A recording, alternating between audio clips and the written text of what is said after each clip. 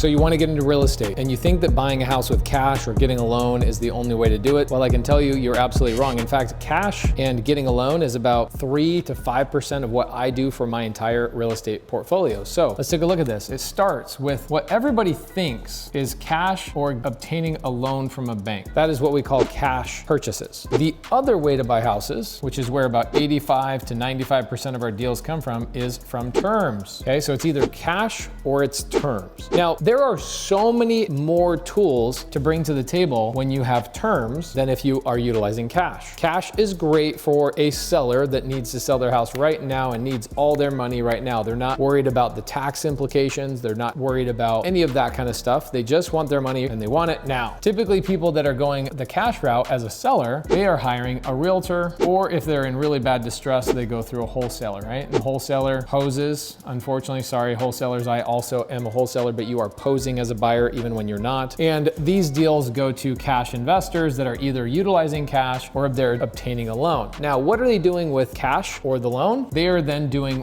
one of only 3 things you can do, which is you are either going to develop that project into something greater, which is called fixing and flipping. You are either going to keep it long-term as a rental, an Airbnb, lease option, whatever, or you are going to wholesale it yourself. This is literally the entire process of buying houses with cash. A realtor or a wholesaler represents that seller. They are buying it with cash or obtaining a loan. They are then going to either fix and flip it, they're going to keep it for their portfolio, or they'll wholesale it to somebody else. Pretty simple. Where 85 to 95% of my transactions are coming from right now are coming from terms. Sellers that are willing to give me terms, which means instead of me coming up with all of the money right now, I'm actually making payments to the seller as if they are the bank. That is correct. We turn this seller into the bank. You guys have seen this on a lot of our videos. I've done hundreds and hundreds of stories about this, but what people don't know is how many different strategies underneath terms there really is. And so, you know, you've got subject to, you've got seller finance, you've got gator lending, okay, which is essentially sponsoring. You've got novation agreements. You've got Morby method, which is a new strategy that we've created just in the last year. Lease options, you can obtain on a lease option, or you can obtain, if you really wanted to, you could obtain on a wrap. Underneath seller finance, there's also agreement for sale, also known as an executory contract. I've just lost like 10 people already. So there's so many different strategies underneath terms that it is seemingly endless in terms of the opportunities that come to me and what I can solve on a daily basis. So what I want to do is I'm putting together a series. Right now, I'm going to throw out a number, but don't quote me. I'm going to really absorb all these numbers, and I'm going to say I'm probably 30 to 40 strategies underneath here.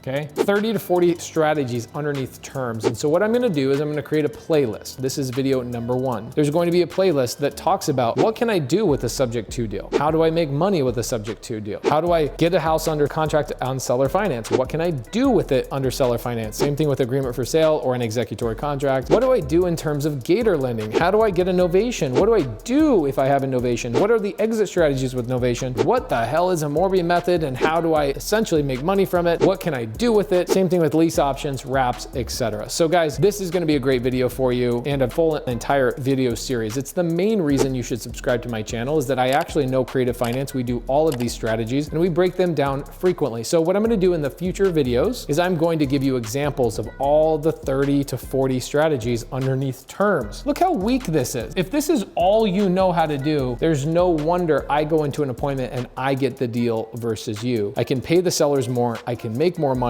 My job is easier, and long-term, I'm not using any of my own credit. A lot of times, none of my own cash, and definitely no credentials whatsoever, meaning my W-2. I don't worry about loans. I don't worry about any of that kind of stuff. So stay tuned for the rest of the series. There should be a playlist down below that we are putting together just for you. And I appreciate you subscribing to the channel. Please share this video with other people that are learning real estate so that we can all learn together. See you in the next video.